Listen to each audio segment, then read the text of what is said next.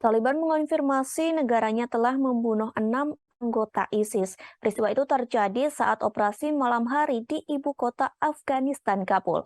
Hal tersebut disampaikan oleh juru bicara pemerintah Afghanistan, bentukan Taliban, Kari Yusuf Ahmadi. Ahmadi mengatakan 6 anggota ISIS dibunuh saat pasukan Taliban menggerebek persembunyian mereka. Dikatakan 6 anggota ISIS itu terlibat dalam 2 serangan besar di Afghanistan. Serangan tersebut telah terjadi dalam beberapa pekan terakhir. Satu serangan yang terjadi di sebuah masjid di Wasir Akbar Khan, Kabul. Serangan tersebut menewaskan 7 orang dan melukai 40 korban lainnya.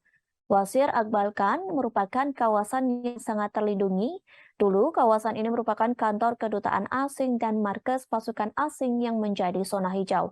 Kemudian, serangan yang kedua terjadi di lembaga pendidikan Kats Institute. Sedikitnya 50 orang tewas dalam serangan tersebut. Dilaporkan korban yang meninggal didominasi anak gadis dan wanita muda. Ahmadi mengatakan seorang personel Taliban juga tewas dalam operasi eliminasi terhadap ke-6 anggota ISIS tersebut. Diketahui Taliban mengambil alih kekuasaan di Afghanistan pada 2021 silam. Kelompok tersebut menyatakan fokus mengamankan negeri setelah dilanda perang selama berpuluh-puluh tahun. Namun, serentetan ledakan yang mengguncang Kabul dan beberapa kawasan perkotaan lainnya dalam beberapa bulan terakhir. Hal ini menyoroti kemampuan Taliban dalam menjaga keamanan negara. Bahkan PBB menyebut keamanan di Afghanistan sedang memburuk. Selain itu, kelompok ISIS masih berada di Afghanistan.